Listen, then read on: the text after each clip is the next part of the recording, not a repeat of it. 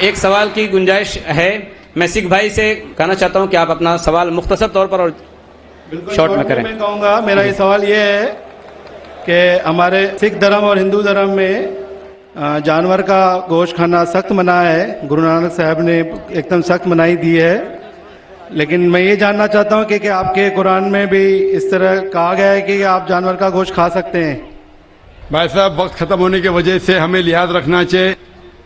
जो ये रूल है देश का, कुरान मजीद में कई आयतें, सूरह नहल सूरह नंबर 16 में, सूरह माइदा सूरह नंबर 5 आयत नंबर 1 में, जहाँ लिखा गया है कि वो जानवर जो हलाल है, जो चौपाइये है, मिसाल के तौर पे भेड़, बकरी, गाय, इसका गोश्त खा सकते हैं। जो ममानियत है वो सूअर का गोश्त। उसके अलावा जो भी हर्बिवरस एनिमल है, जो घास फूस खाते हैं, वो जानवर को अगर बराबर से ज़बह किया गया है उसको आप खा सकते हैं। और मालूमात के लिए आप मेरा डिबेट देखिए, is non veg food permitted or prohibited for the human being. वाखिर दावाना अल्हम्दुलिल्लाहि रब्बिल आलमीन।